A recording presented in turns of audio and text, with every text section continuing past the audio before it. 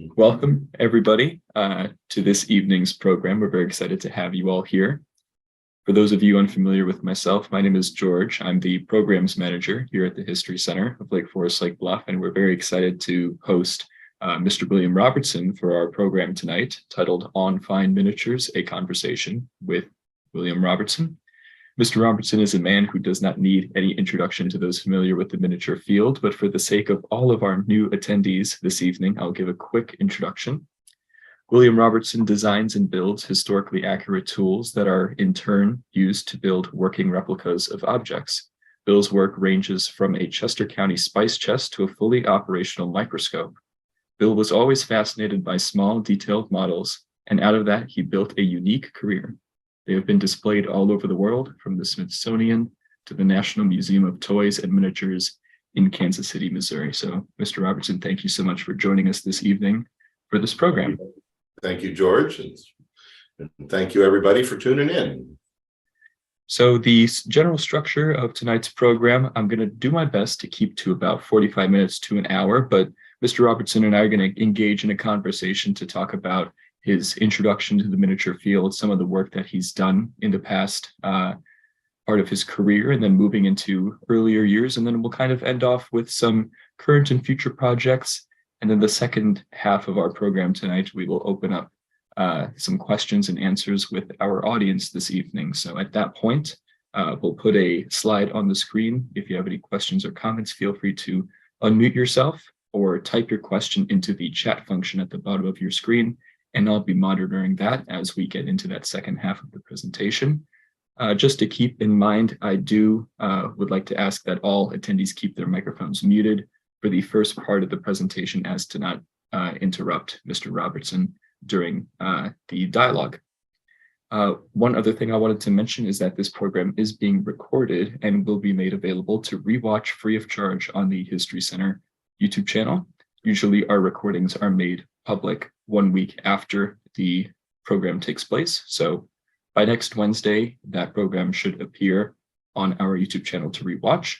And then if you had registered for this program ahead of time, you will automatically receive a link to that recording sometime this weekend, at the latest Monday or Tuesday. So keep an eye on your inbox and you'll receive a link to that recording.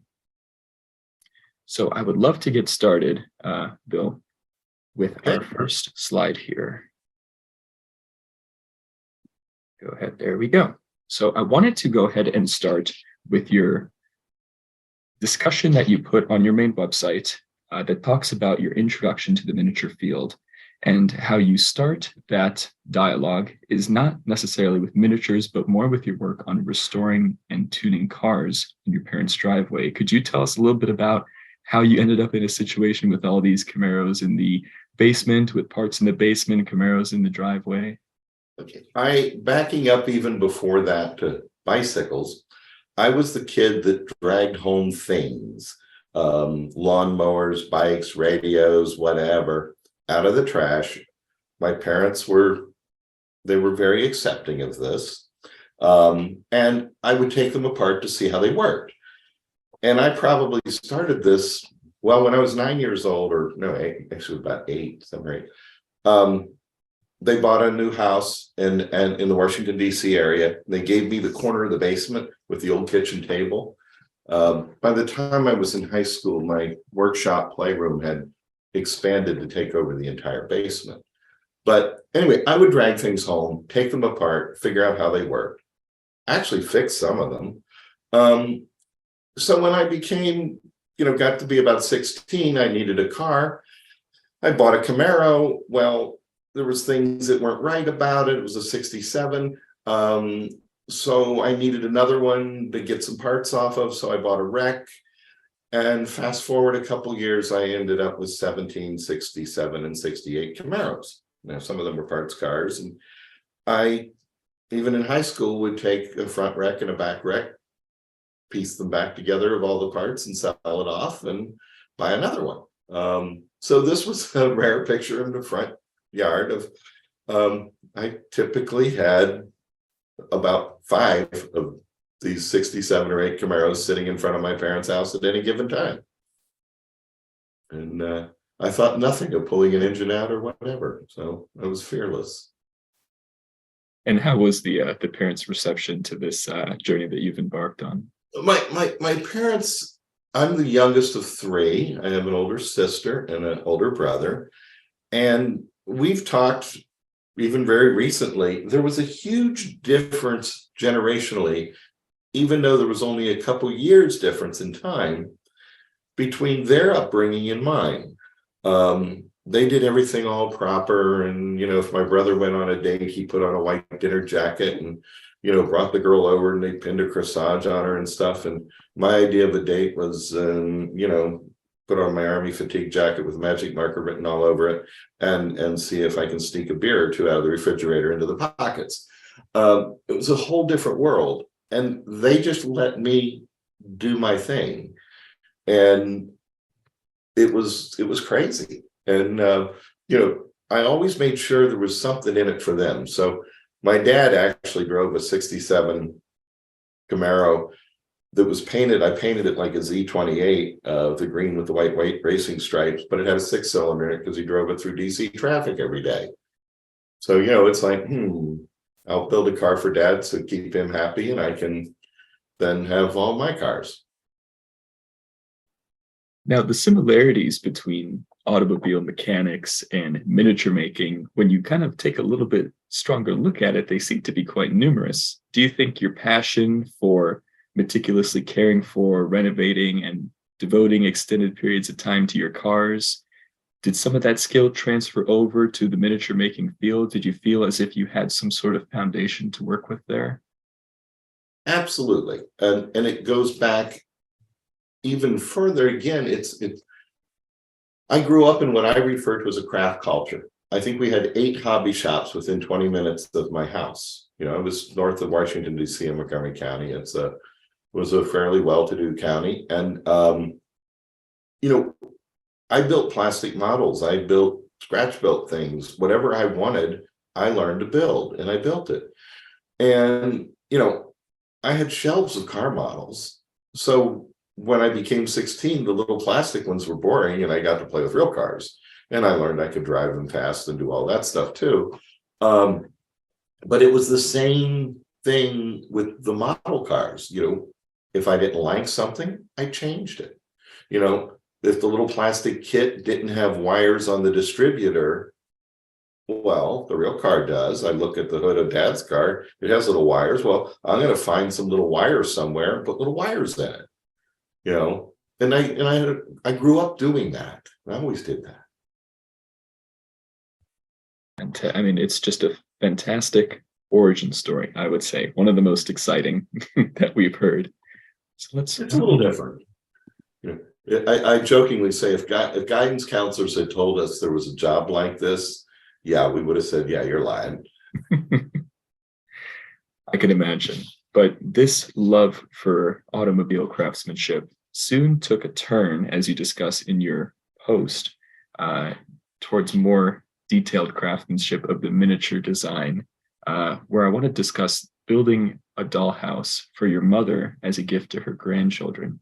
You mentioned that miniatures were something you had no interest in prior to some persuasion by your father to help construct this dollhouse. Had you any familiarity with miniatures prior to that moment, the field of miniatures? The word miniatures, in a sense, they've always been around, but it became a popular hobby, decorative arts related miniatures in the 70s.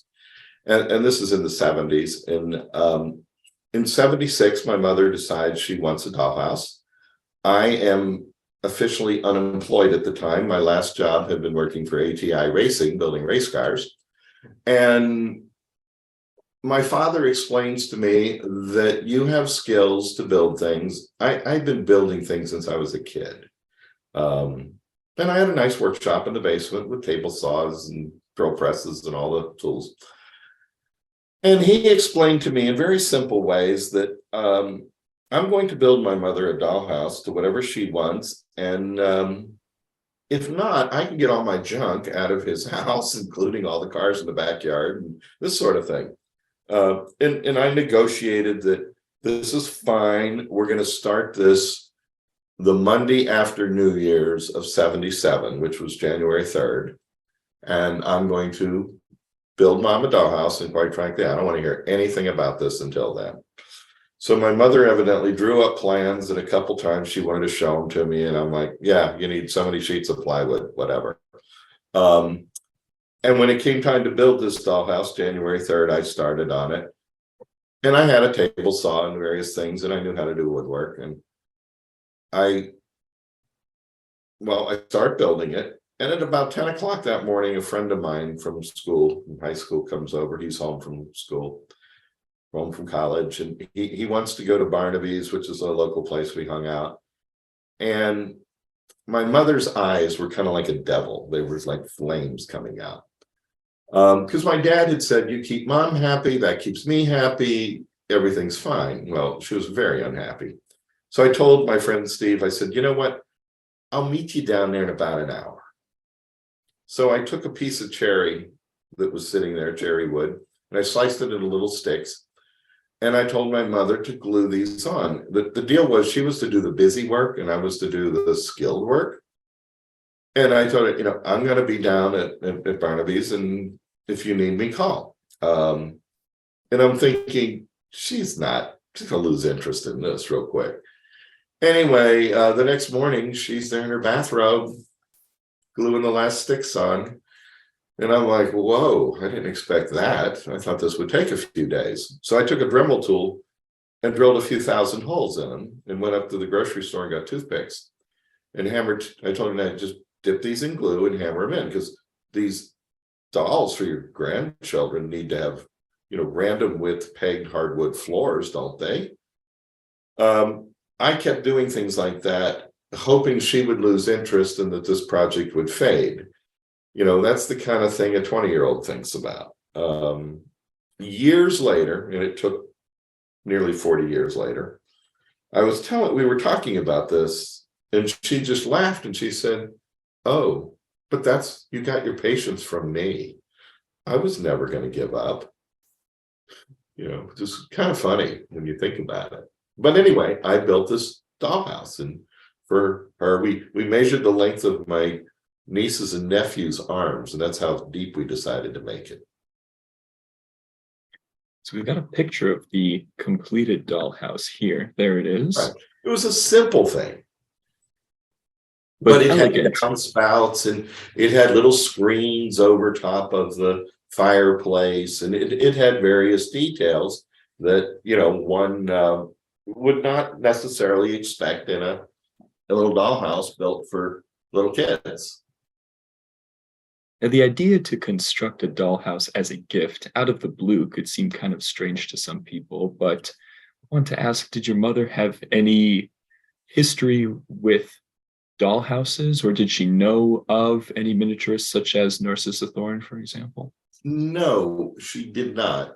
But in the 70s, the late 70s, there was a huge resurgence in, we'll just use the term dollhouse miniatures. And it was very popular. On any given weekend in this country, there were at least a half dozen or more miniature shows. They were everywhere. And I think it started off, she had read something about, there's dollhouses on display in the church bulletin down in the basement or whatever, and went to see them. And the woman there said, oh no, everybody's at the Gaithersburg Fairgrounds today. There's a miniature show. So my mother is not an outdoors type person. She went home and put on her boots because she was going to a fairgrounds. And was expecting it to be like the county fair, which was held at that fairground.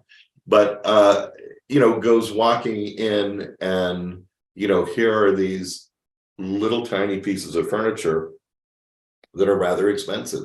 And she was shocked. And she always liked hobbies herself. She sewed, she did braided rugs, she did all sorts of things over the years. And she was just in need of a new hobby. So she kind of took this on with the grandchildren as the excuse. So the craftsmanship lies in the family heritage then, in some ways. It does. Her father was a rough carpenter. He built oil derricks, and he was a rough framer, and he was a very rough man. He would, he died when I was about 12 or something. And the few memories I have of him is being up on a ladder hammering nails with 3 or 4 Camel cigarettes in his mouth and a few nails. And he just grab whatever and, whack them in. So she grew up with a father that was a builder, that knew about building. Well, we can move on into a new part of your origin story, which is your trip down to Florida. And when I first read this description of your trip, it sounded like something out of a teenage adventure film, where your time in Key West, spending time with people like Mel Fisher, sightseeing Cuba from a rented plane, piloting powerboats, all seemed like the thrill of a lifetime. However, you mentioned that you began to feel bored in Florida until you caught a huge spark of excitement upon visiting the Mickey and Minnie miniature show. Right. Well, what happened was, as this dollhouse is being finished, my mother is going out shopping every couple of days, as one does, to the various hobby shops and miniature shops.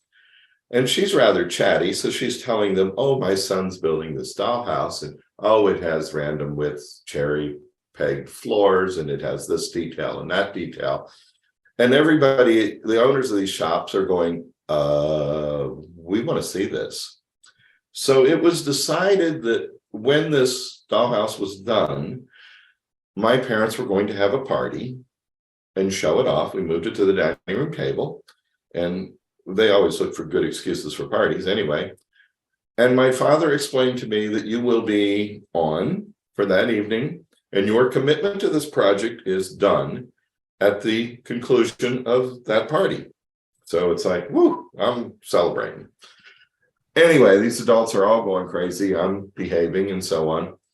And a week later, I took the car you see in the image, which was a 68 Camaro that I had rebuilt from the frame up the following November. So all while I'm building the dollhouse, this car is sitting out, wrapped up in on my parents' patio in the backyard.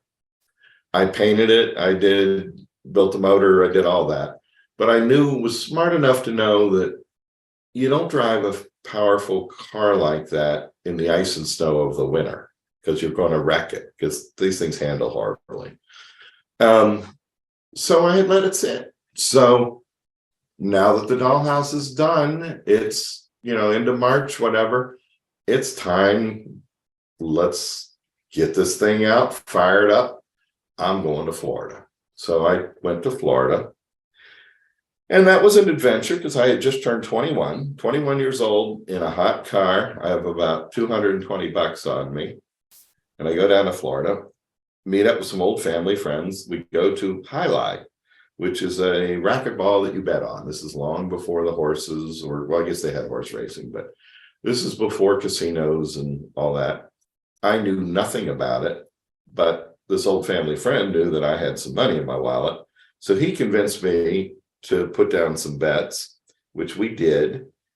And we hit the trifecta, which is like, guess the results of the last 3 games. And our $6 bet paid $3,600, which I got half. That was the equivalent of, I don't know, $7,000 to $10,000 today. So 21-year-old kid, hot car. Now I have a big stack of money in my wallet. So I partied a lot. I drove around Florida. I did anything that suited me. I drove down to Key West. I took Mel Fisher to lunch. He's the guy that found the Antocha, the big gold money chain, was on the cover of National Geographic. I hired a little plane I wanted to see Cuba. You couldn't enter airspace, but I wanted to see it. That was exotic in 77. So, it was, I don't know, $75 an hour to hire a little Piper Cub and a pilot and fly out. Yeah, I did all kind of crazy stuff. Fast forward about 5 weeks, I'm starting to get a little bored, and I'm driving down the road in Lake Buena Vista, Florida, and I see a sign, the Mickey and Minnie Miniature Show. Well, my mother had been to this miniature show and she was telling all about these people. And oh my God, the stuff. I made a U-turn. Thought, I'm not doing anything. I wonder what that's about. So I walk in there after about 5 weeks on the beach. This is the 70s. I have long hair. I'm rather scruffy. I was in my good cutoffs. And as I jokingly say, it was like walking into a DAR convention. In the 70s, a lot of women, when they went out, especially older women, especially in Florida, dressed. They had gloves on, they had hats, they were appropriately dressed to be out in public. I'm fresh off the beach. I walk in, and the first dealer I walked up to sold the work of John Hodgson and Dennis Hillman, the two most revered miniature artists making furniture in the world. That's what I saw first. Later, I became very good friends with both of them. They both passed on. And I was blown away to the point that I came out of that show, jumped in the car, and 22 hours later was back in DC because I had to tell my mother.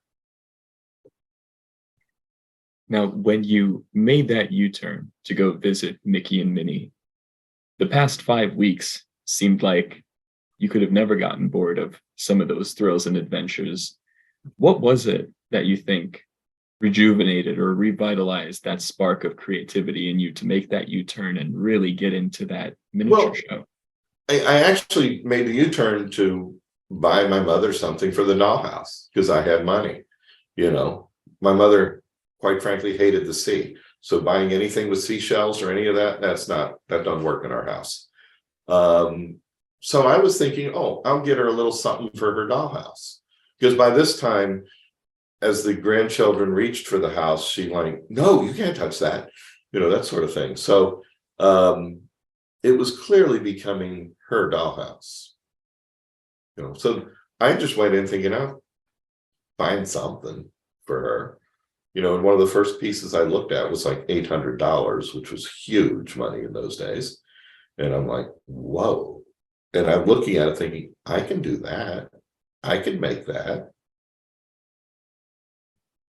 I like the description that you said, the very classic DAR convention attire, a very select group of people that you would expect to see at one of these shows. And you yourself, in your written account, describe yourself as kind of a beach bum looking fellow. You had your longer hair, your beard, your sandals. And it seemed like I'd been partying. Nowadays they kind of call it couch surfing. I was like landing wherever I landed at night. I had like no fixed address. You'd run into some people and wake up the next morning in a marina or who knows where. So yeah, I was a little scruffy. But the beauty of that was, despite your appearance and how much you contrasted everyone was at that show, you were completely enamored, just like everyone else at the show. Do you think this is something that is a strong facet of the miniature field, is that anyone can walk in and really appreciate the work that's on display? Well, one of the things I've learned that I obviously didn't know at the time, the miniatures attract a lot of people. Everyone's interested in miniatures. Everyone has that soft spot for miniatures throughout history. That's happened. And, at a miniature show, there are some people that come with a fully loaded checkbook that they can write as many checks as they want for whatever they want. And there are other people that have saved up $50 and that's their budget for the show. And they're all just as excited about seeing the goodies and choosing what they're going to bring home. And that is a unique experience. So many other things, you don't have that blending of advanced collectors to new collectors. There's beginner level events and the high-end events. And you talk about right after returning back, got to tell mom about your experience. We move into that next segment with you actually getting started back at Well, home? that was kind of funny because I had the corner of the basement, and you can see it there. This is actually, that photo was taken almost a year after this. That, back in those days, you made a collect call once a week when you were traveling home to your parents to tell them you were alive. There were no cell phones. You didn't talk to your friends. It's like Gilligan's Island. I was to go on a 3-hour cruise. I was to go on a 10-day trip, and here it is 5 weeks later, and I'm not home. So my friends are dropping by the house. Where's Bill? What's happened? Have you heard anything? So the minute you get back in town, you're long overdue, and everybody's, wow, what was it? What happened? What did you do? And you're telling them the story. And as I told the story, it was about the miniature show. Oh my God, you wouldn't believe these things I saw. Oh my God. Yeah, this stuff was amazing. And one of my friends, basically in nice terms, said, if you say you can do that, shut up and go make something. And I went home, and I literally had a power glide transmission sitting on my workbench. I picked it up, set it down on the floor, put a clean piece of plywood down, and made the little desk you see I'm holding. I knew nothing about furniture. My mother had gotten a piece of junk mail from Southern Living magazine asking her to subscribe that had that desk picture. And I'm looking at the picture going, that's a cute little desk. I can make that. Desk would be about this high, and so on and so on. And I drew up a drawing of it, went over, cut some sticks, and made a little desk. And that little desk was the first step in a lifetime career, as you put it. At the very end. That was 46 years ago. Who would have guessed that?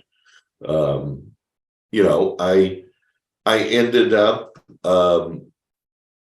being represented by a gallery in New York that was at the show that I had seen at the show down in Florida, and showed them the desk, and they were like, oh yeah, we can sell these. And they started selling my work right away. And I never looked back. I started making things and never looked back. And, the only thing I knew about furniture was that we had furniture in our living room and dining room and stuff.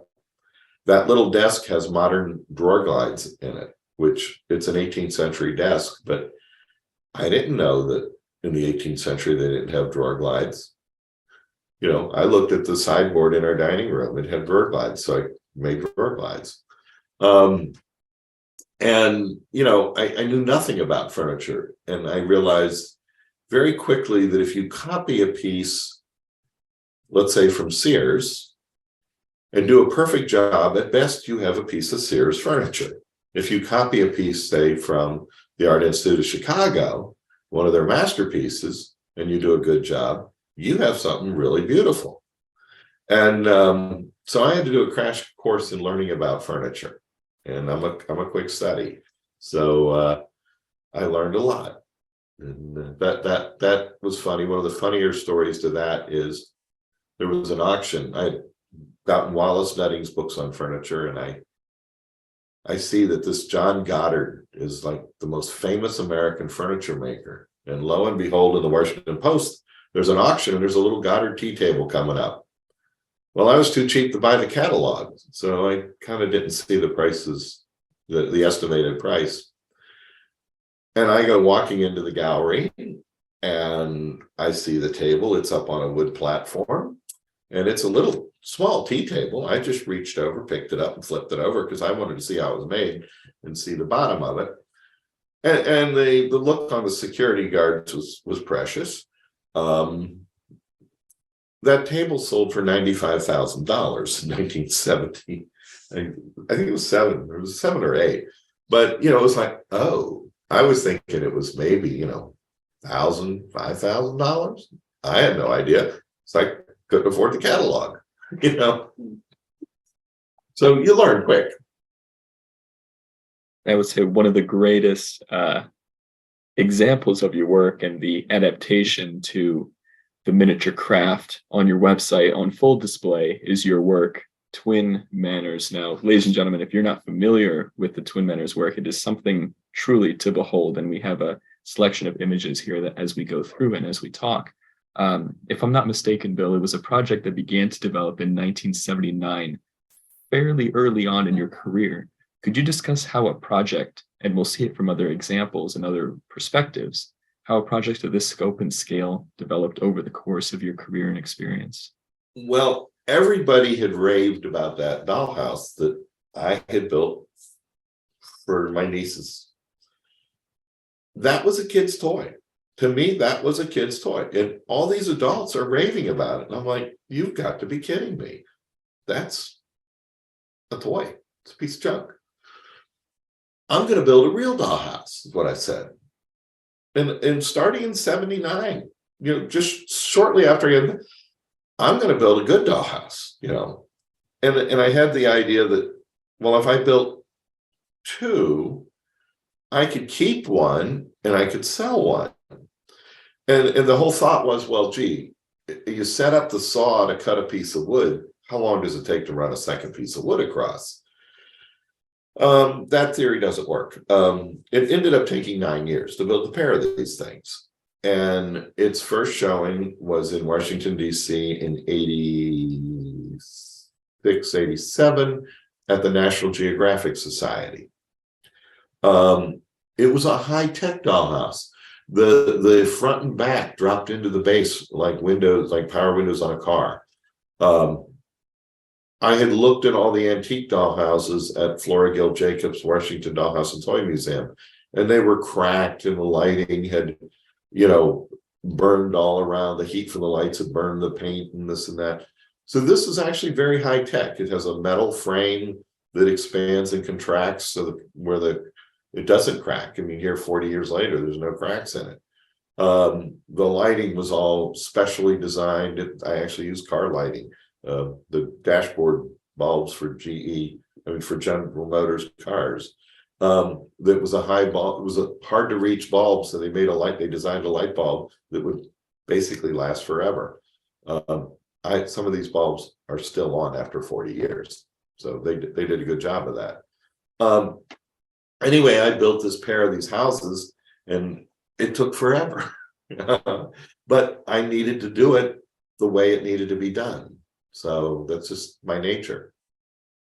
And one was sold to the what's now the National Museum of Toys and Miniatures, and it's on permanent display.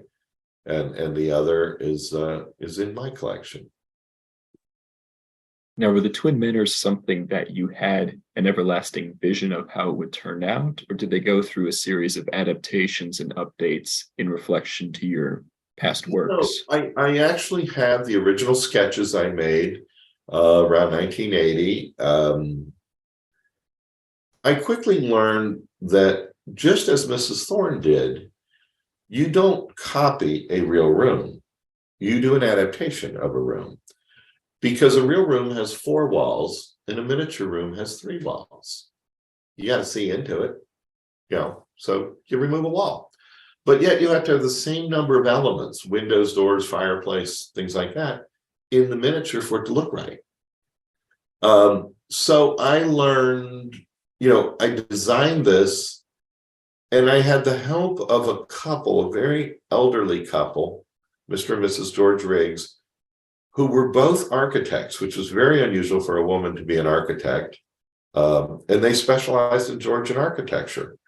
And they lived in a house that dated from 1727. So I would go over to their place with my drawings, and we'd sit at their kitchen table and spend hours, and they'd pull out books and show me, the rules of Georgian architecture. And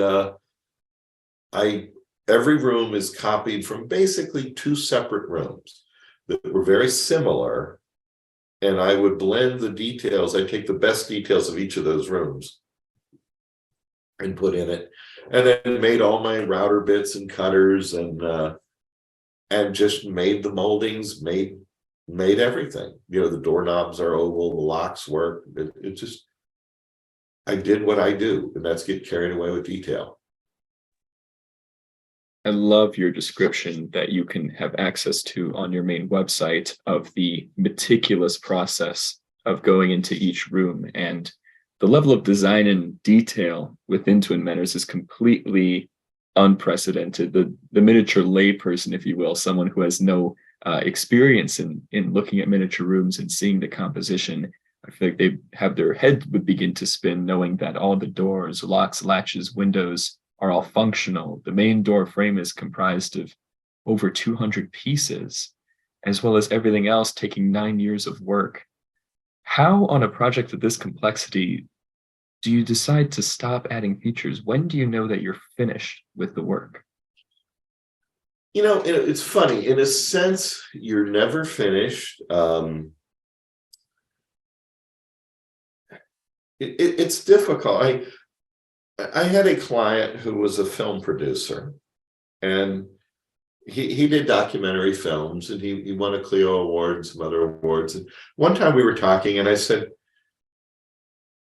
when you're filming and you're packing up your when you're flying home on the plane, he had done a film in the African, on the animals in Africa and things. And I said, when you're flying home, are you thinking about, oh, if I would have panned that camera a few more degrees and got a little more of that shot?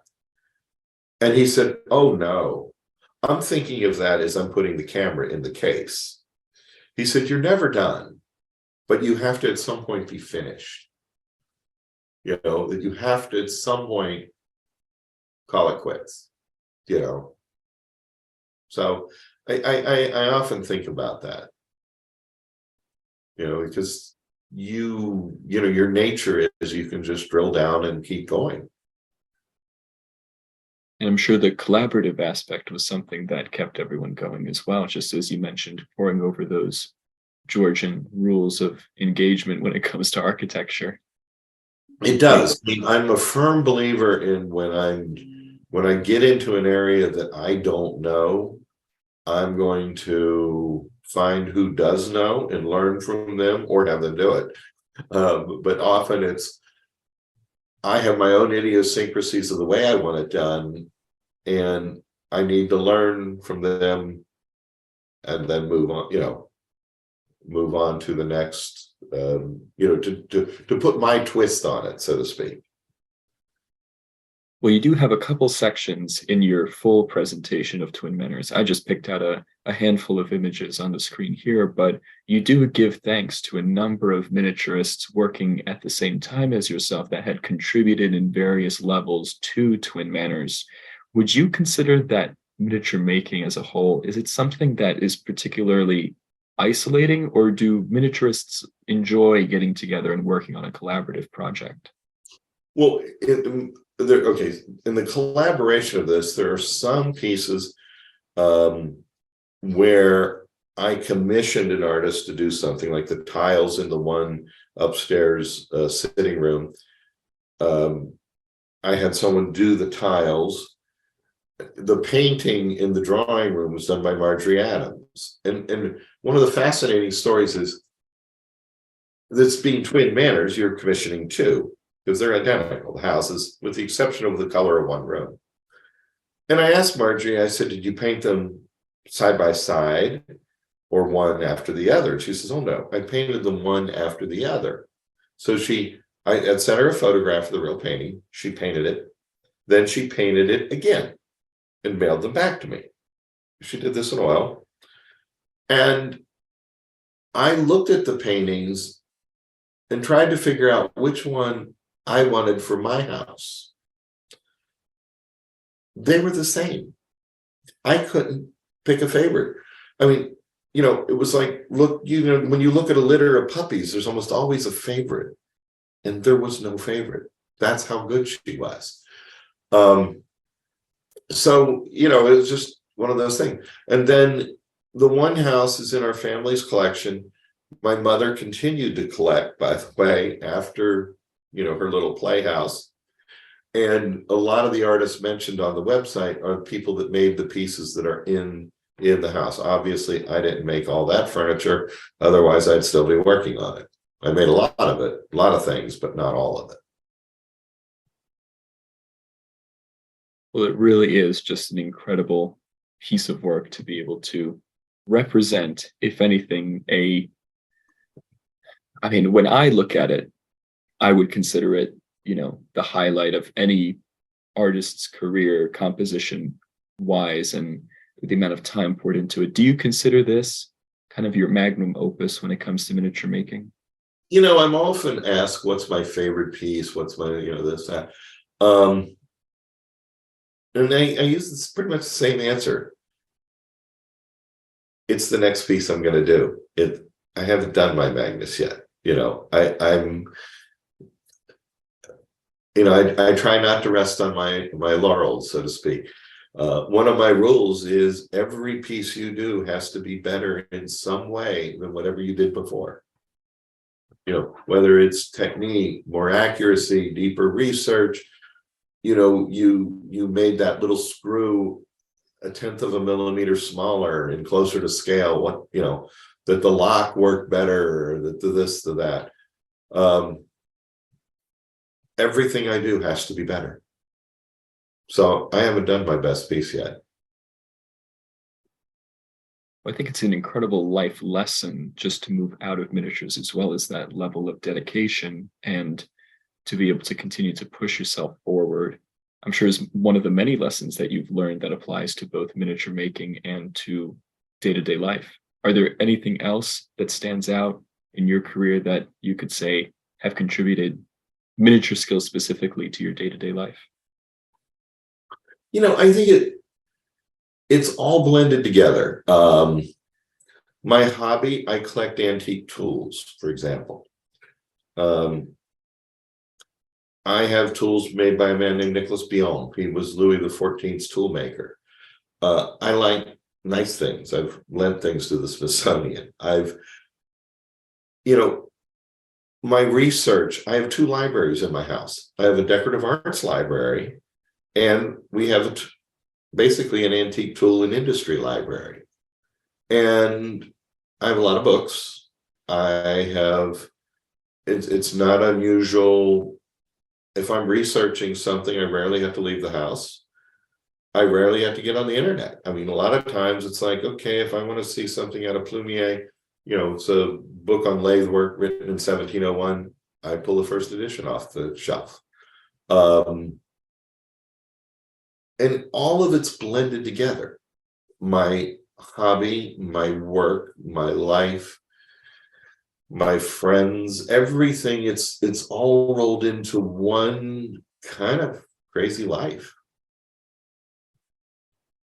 But definitely a life that I'm sure a lot of people, especially if they're entering this world of miniatures, would love to get to know about it. And you've had the ability to present some really incredible thoughts and perspectives that a lot of people just can't even fathom. We have a few of the examples of work that you've done public speaking on the field of miniatures. Would you say that there's a certain type of person that latches on to do you have a certain group of audience, or is it just a little bit of everything in these presentations? It can be anybody from anywhere. I've done a TED talk in front of thousands of people. I've done a thing called EG, which was actually, it stands for Entertainment Gathering, and it was created as basically as a birthday present for the person that invented the TED Talks, that came up with that and then sold the TED concept the following year, because it wasn't what he wanted. What he envisioned was you'd have speakers on the stage that were the best at what they did, and the audience was the best at what they did, that they were equal to the presenters. And I went to EG, and the talk's on there. And that was an unbelievable experience, because it was a 3-day conference and you hung out with all these amazing people and just shared. It was great. I had lunch one day with Larry Tribe, the constitutional scholar that taught Obama constitutional law from Cambridge. I hung out with the astronauts on the Mars team. You literally, every time you sat down, you were next to somebody amazing, and it was really cool. And what do people in such a different field of study, I mean, astronauts and constitutional academics, what do they have to say when they meet you firsthand? We all have something in common, and everybody there was driven beyond belief, so to speak. And that's why they were there. That they all take whatever field they're in and try to be the very best. When I give lectures and talks to university students, which I've done from time to time, I tell them, the art students, they're all young and trying to figure out where they're going to do in life. And, I try to explain that whatever it is you do, and it doesn't matter to me what you do, you simply need to be the very best there is, the very best. And hopefully out of the 8 billion people on the planet, someone will beat a path to your door and fund you to continue to do what you do. But second best, good enough, that doesn't cut it. And that's what all those people have in common. It's a drive, a level of drive that you just don't see in the everyday world. As a representative of that best of the very best represented through your work, I wanted to move into a couple of images that we have taken from your gallery available on your website and just kind of talk about your creative process more than anything, and to kind of talk about how that's reflected in your work. My creative process, I think, is choosing what to copy. I jokingly say I don't have an original idea in my head. I'm a copy artist. Everything you see on that screen is copied from an original that was made hundreds of years ago. The first piece is a tool chest. It's the Hewitt tool chest, or it's an adaptation of the Hewitt tool chest. Rarely are miniatures an exact copy. The Hewitt tool chest is one of two 18th century tool chests that contain not only their original tools, but their original receipt. We know what they cost, who bought it, or who sold it, and what was in it the day it left the shop.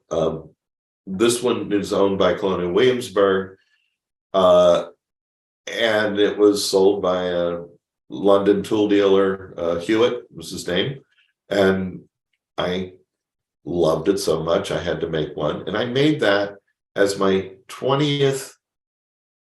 I used to jokingly refer to that was my 20th anniversary watch, because no one was going to give me a gold watch for working on miniatures for 20 years, since I didn't work for anybody. So I made that for me, and I still have it. It's kind of fun. The next piece is a Dutch strong box. I have to admit, I did have Lloyd McCaffrey, who's one of the finest micro wood carvers in the entire world, carve the base.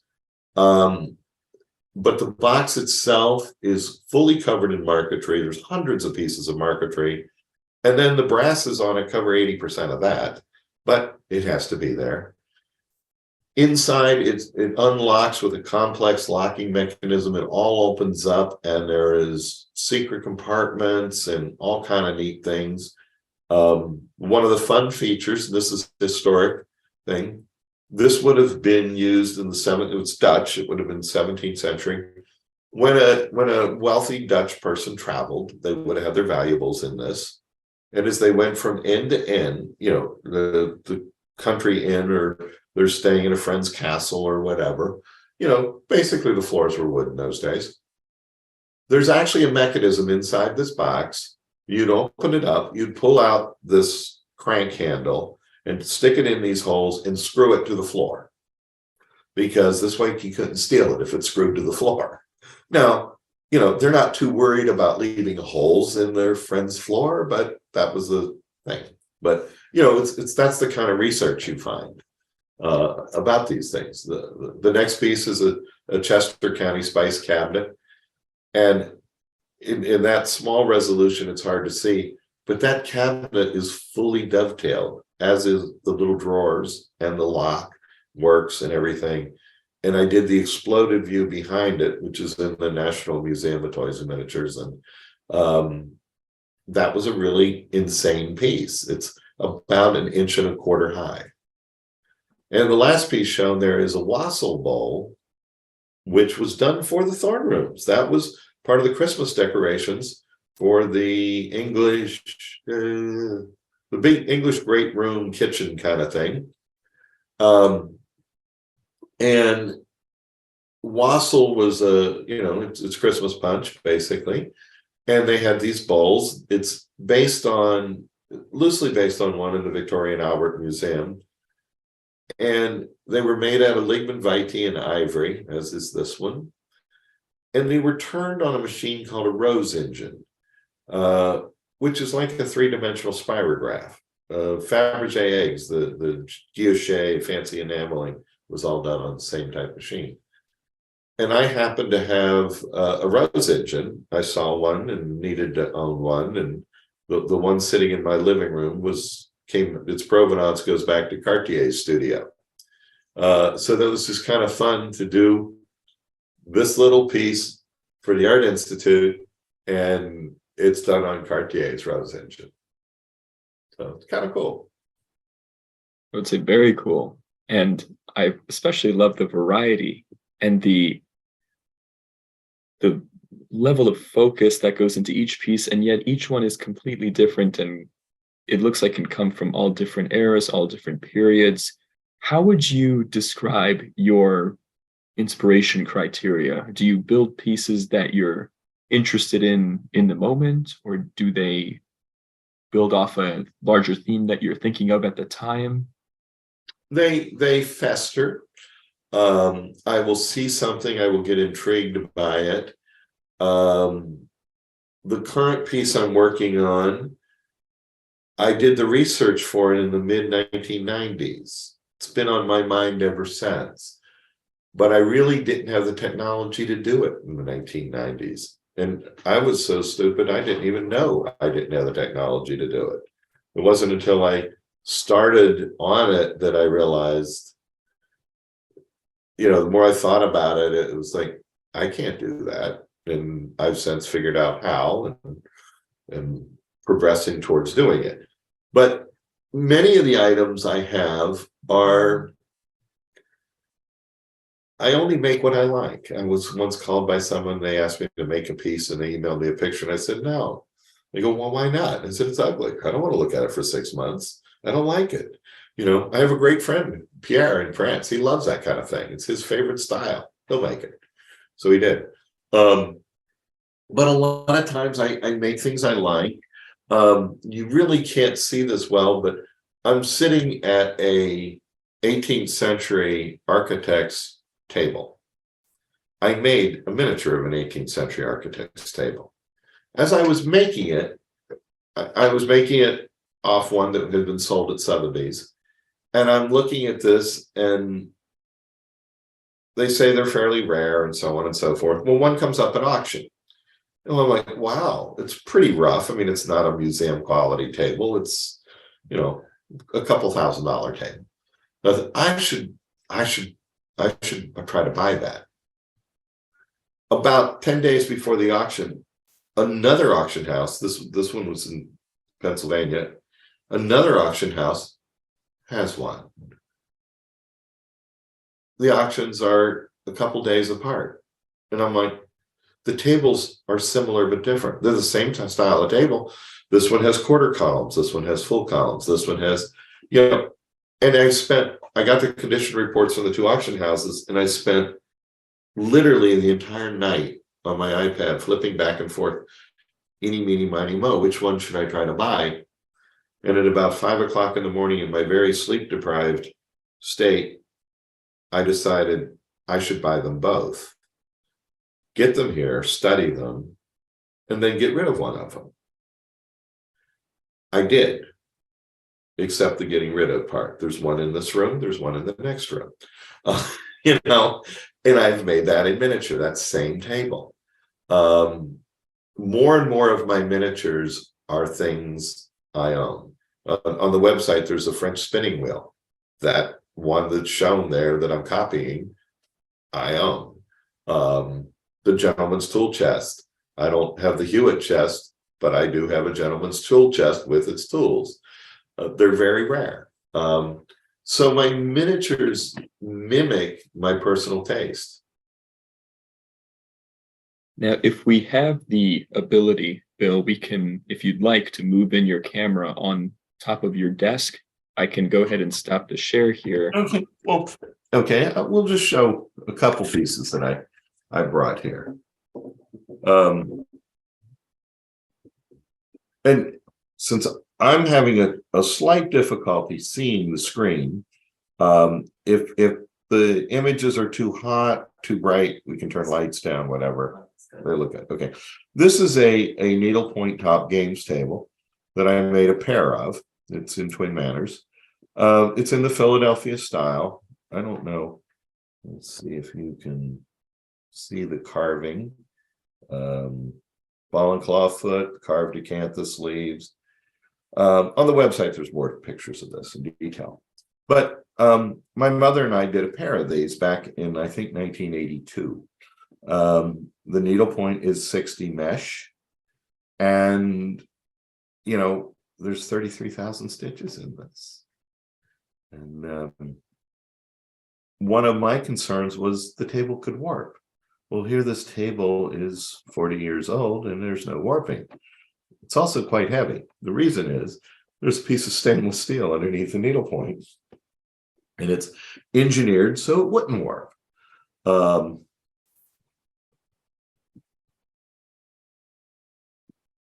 Another piece that's kind of fun. Looks like a bench. You know, in the 18th century, this is copied from one. It's been a while, but I can't quite exactly remember. But I believe the original of this piece is now at Mount Vernon.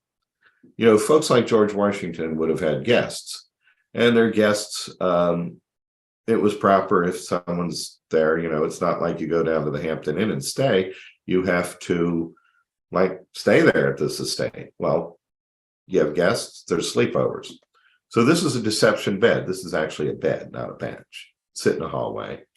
You can unlatch it and fold out the arms.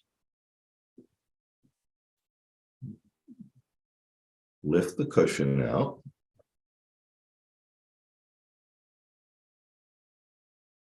Lift up the canopy. Remember, you had to have a canopy bed in those days. And this opens up as a complete bed. There's the mattress and ticking under here, and you know, the webbing and all that, and then it had the side curtains. So when the canopy was locked in place, it would have the side curtains to, just as a canopy bed would have.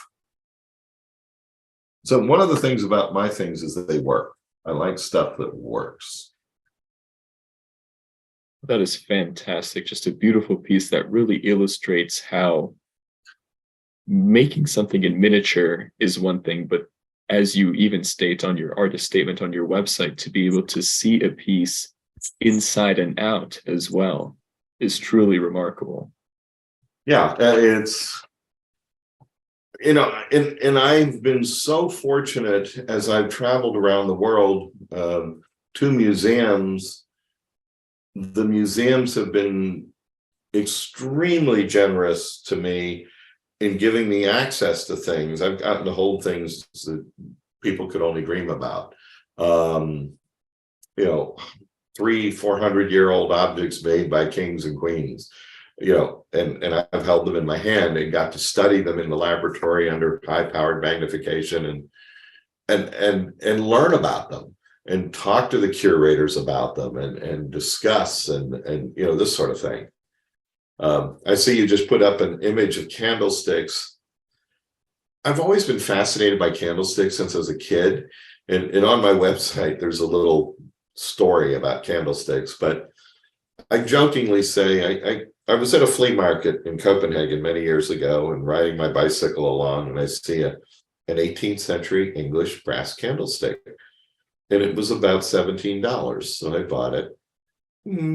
Typical antique shop around here, it'd be about 400 at the time.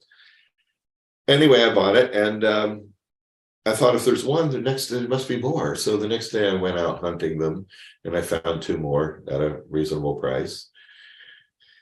And we fast forward a little bit, and there's 60 of them on my fireplace mantle, and there's another 100 scattered around the house. And I just got carried away. And I do that. But then when I go to make a miniature candlestick, I'll just look over and grab a handful of them, take them downstairs and copy them.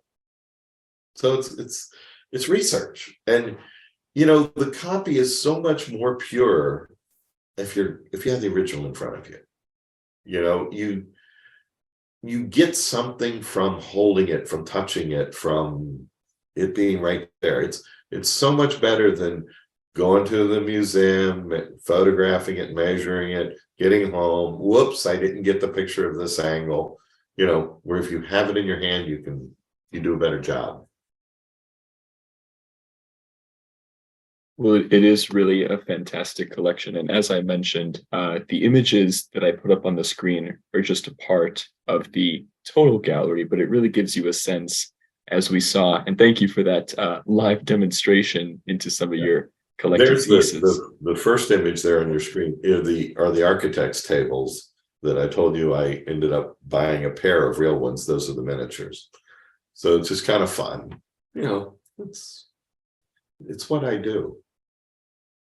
And we're very glad you do. I think, as I have maybe mentioned, if anyone had attended some of our previous lectures, is that the demographic that has been engaged into with our exhibit or our programming, it has been wonderful to see ages from 5 to 95 come and enjoy the innate wistfulness of seeing something put into miniature, and to put yourself into a miniature world and to kind of envision yourself interacting with the objects in this miniature world. It really is something to behold.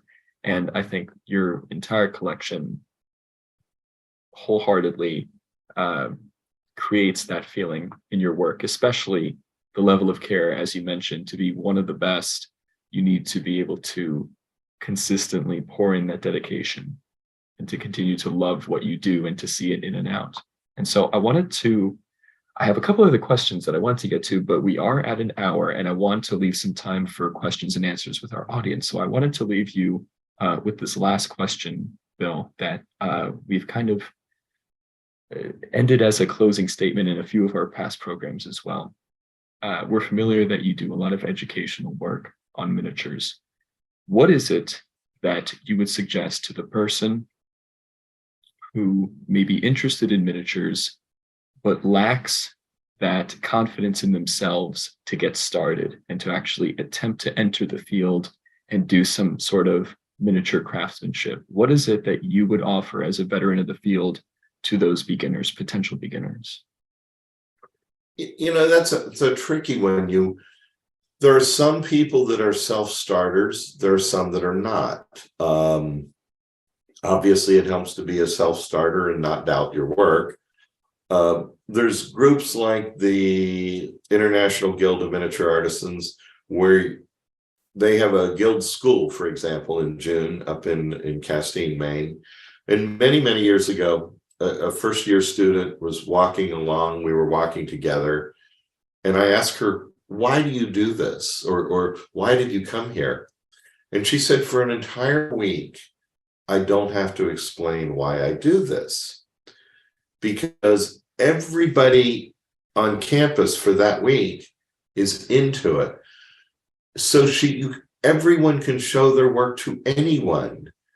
And, that's a good thing. Whereas, you get that feedback from other people. Oh, you're trying to do such a, well, you could do this, or, oh my God, that's amazing. We've never seen anybody do that good, and there's every variation to that. So, to get with a group of others will give you the reassurance, to do your stuff. So many people work in a vacuum. They make little things. I mean, I from time to time run into artists that make amazing things that have never shown them. There have been cases where, yeah, we're going to make sure this gets in a museum, and I've made that happen. But yeah, it's a very interesting type of thing, and you do it, and a lot of people, when they start, they don't have any confidence, but their work is fabulous, and almost all the work is fabulous because they did it. I mean, what'd the neighbor do? Nothing. They sat watching TV all day. You made something, and I've seen some of the most amazing things. One of the guests that was on here earlier, and I don't know if she's still there, she did linoleum tile and took, I forget whether it was Sculpey or something, and figured out how to roll it and make out the speckled little tiles from the 50s, in scale. They were amazing, just insane detail. And that's what we all love. Well, thank you for that. And thank you again for all of the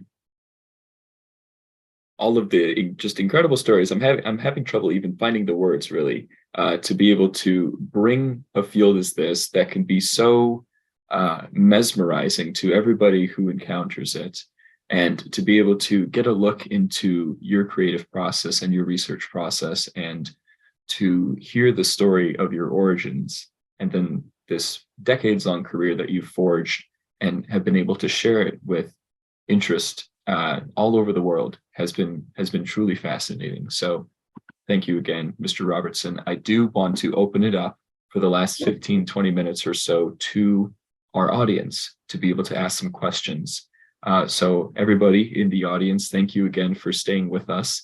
If you have any questions, please feel free to unmute yourself or use the chat function at the bottom of the screen, and we'll have about 15 to 20 minutes. I know we did have a question in the chat from earlier. Let me see if I can pull that up. We have, not sure the name, but they ask, what type of wood works best in a miniature scale?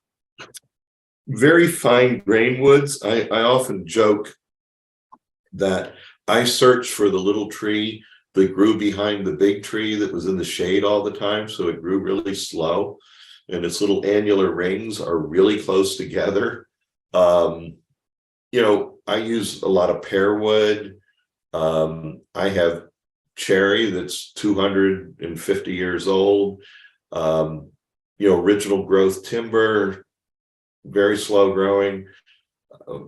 People give me woods from all over the world. I mean, I have like King William pine from Australia, which is a very fine grained pine. I have a block of yew wood downstairs, and when I say a block, we're talking a little piece about this big. There's 400 annular rings in it.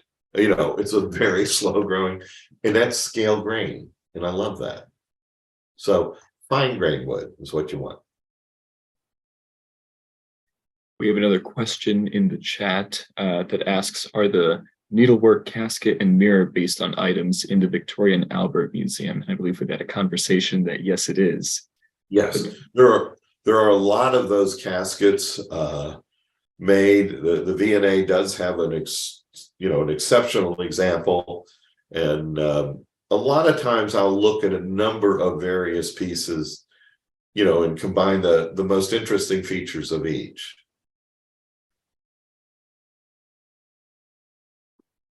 We have another question. Mr. Stephen Mons asks, do you do your own gilding? My own what? Gilding, I believe. Yes. G-I-L-D. Yeah, the gold gilding. I do. And since I'm getting down into tiny little crevices, the method I use, I'm using, real gold leaf. The minute the brush that you're pushing the gold down touches the sizing, it doesn't work anymore. So as strange as it is, I use 3 layers of gold leaf, 3 sheets on top of each other before I start tamping it down, which is quite wasteful, but as it tamps down gold leaf, if you've ever used it, it breaks up as you go. And that the first layer breaks and then the second go goes a little deeper and so on. Well, I was gilding a number of those mirrors years ago, and I had a cute little dog named Molly, who was a lap dog who lived under my workbench while I worked. And as little dogs do, she's running around all day, sniffing around the shop. And at the end of every day, her entire nose was gold. And her lips. It was so cute, because of all the excess of gold leaf that was just going airborne and floating around the shop.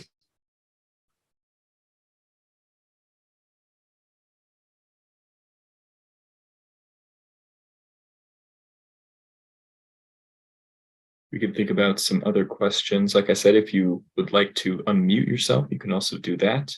Looks like we have another question. Terry Joe says, thank you for the insight to your work. I met you in 2006 at the Ornamental Turner Symposium and had the good fortune to see and handle the tool chest and tools. It's amazing. Thank you. Thank you.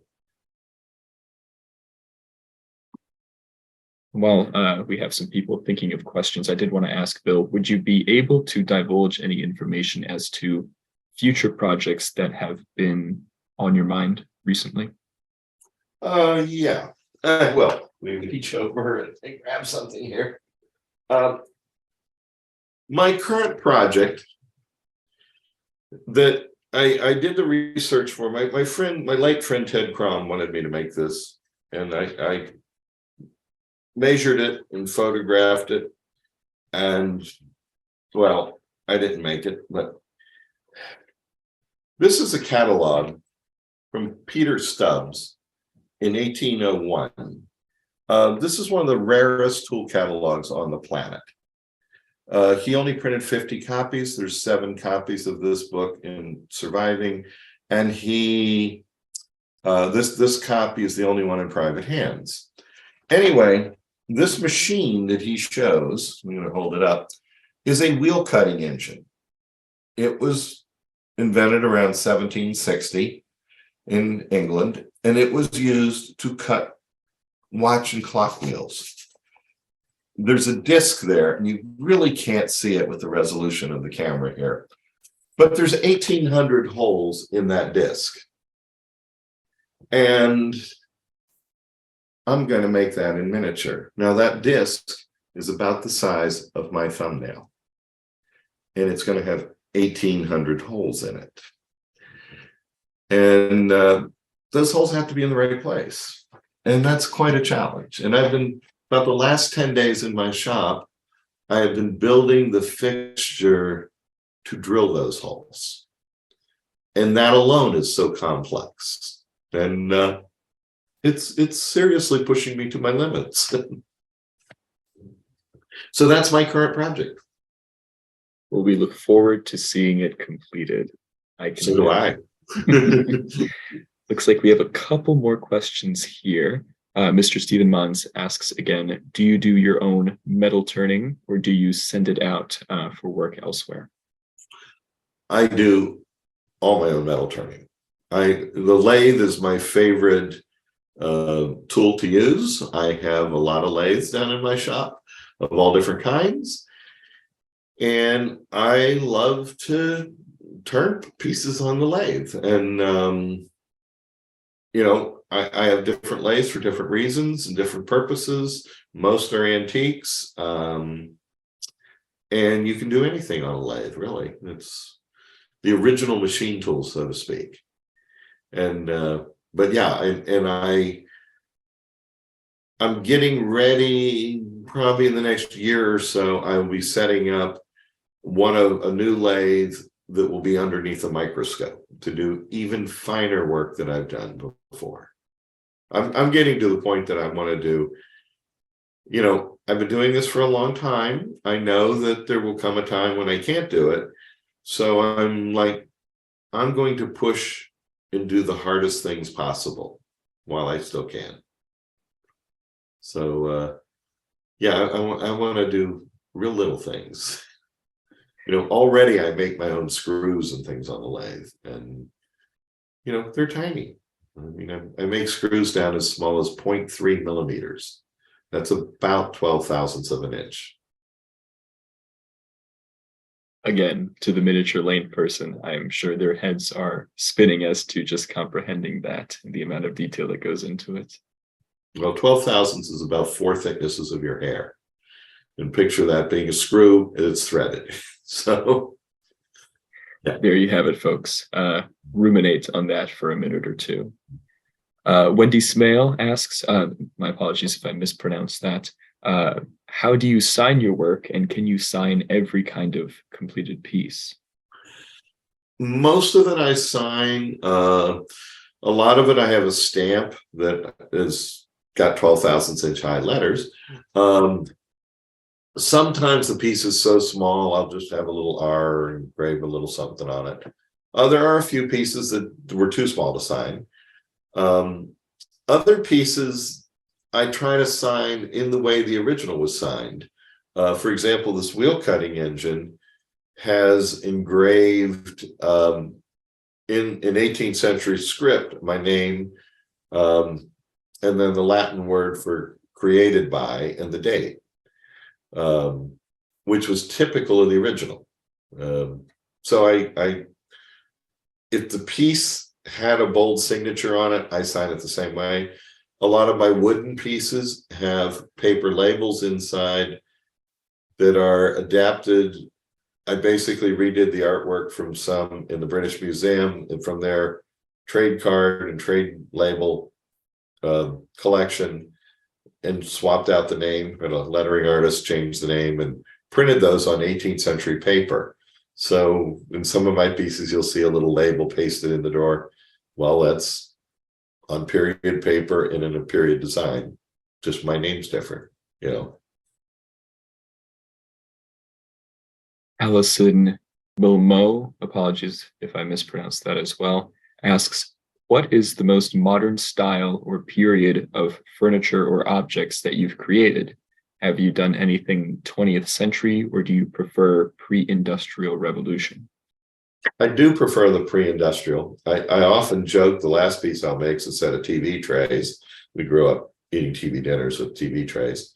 But probably the most modern thing I've done was a pair of 1930s roller skates with the little skate key. And they actually worked. You could put the key, and it had right and left hand threads, and turn it, and the little toe clips moved, and you could adjust the length and all that. So that's probably the most modern thing I've done. Yeah, and they were like less than an inch long. Fantastic. So I think we have time for maybe one or two more questions. While everyone is thinking about some questions, Mr. Robertson, I wanted to say thank you again for taking time to join us this evening for this presentation. It truly was a very, very rare opportunity for us to get such an incredible lesson from such a skilled miniaturist such as yourself. So thank you again for taking the time to make this presentation for the History Center. We greatly appreciate it. You're very welcome. This has been a lot of fun, and I enjoy the questions, and and enjoy your questions. You're a great interviewer. So this is just fun. I enjoy this. I don't get out as much as I used to share, and this is the modern way of sharing via Zoom. We appreciate that. We have one. We'll leave it with one more question for everyone to think on. Livy asks, could you let us know where those skates that you created, the 1930 skates, where are they today? I recall, I think I made about 36 pairs of those. So that was a lot of skates. They are scattered around the world. They're in various countries in Europe, in Asia. in various US collections. There's some in the museum in Kentucky, in Maysville, Kentucky, the K. Browning collection. There's a pair in the National Museum of Miniatures here. So they're scattered, and they're in various private collections, and so yeah, they're out there. Fantastic. So keep your eye out, folks. You might just stumble upon one of them one of these days. You never know. Like, one of the things that's interesting to think about, I did a catalog raisonné of all the pieces I've made during the pandemic, since I was sitting at home, and I made about 2,200 pieces now in 40 some years. So granted, a lot of those are candlesticks and simpler things. But one of the things in my database, I put the original buyer, and if it was resold, if I knew who bought it. But it's kind of a fair statement to say that almost all of my original collectors I sold to are gone. So all those pieces have either come on the market or are hidden in a box in a closet somewhere. So one never knows what's going to show up in the marketplace. I mean, I've had amazing things that were made that all of a sudden, I get a phone call. You got to look on eBay. This is on there, like what? Yeah. So you never know, Well, there you go, everybody. So there's hope for you yet. I wanted to end this evening's presentation with just a few words as the programs manager of the History Center. The Art of the Miniature exhibit, which has been received so highly, the feedback has been overwhelmingly positive, and we've had plenty of new attendees come by and enjoy the exhibit on display. That exhibit will be closing on April 1st. So if you are local to the greater Chicago area, I'd highly recommend you stop by and take a look at the exhibit before it closes. That's April 1st. Moreover, our programming series focused on miniatures, such as tonight's with Mr. Robertson, will be wrapping up at the end of March, concluding just next week on March 23rd. We're very sad to see this go. It's been an incredible ride, an incredible journey, and we've met so many wonderful attendees through the run of this exhibit. But if you are interested in getting one last look at a miniature focused program, next week on Thursday at the History Center, we'll be hosting a discussion with former Thorn Rooms curator at the Art Institute of Chicago, Lindsay Micken-Morgan. Lindsay was in their position for about a decade, if I recall correctly, and she'll be visiting the History Center to talk about her curatorial responsibilities and experiences working as the head curator of the Thorn Rooms at the Art Institute of Chicago. And that program will be recorded as well, just as this one is tonight, and will be made available to watch free of charge on the History Center YouTube channel. So if you are from out of state, as we had plenty of attendees here tonight that were, be on the lookout for that program to appear on the History Center YouTube channel, which is accessible from the History Center main website sometime at the end of March. That will be available. I also wanted to give a quick thank you to all of our current History Center members. It is through the continued support and dedication of our membership base that programs like these, with incredible guest speakers like Mr. Robertson here tonight, these programs are allowed and continue to be offered for free and to the public. So that's all thanks to our incredible membership base. If you are a member here tonight, thank you again for your continued support. So with that, I would like to say thank you again to everyone for attending. Mr. Robertson, thank you again from myself, from the rest of the History Center staff, and we wish you all a very good evening.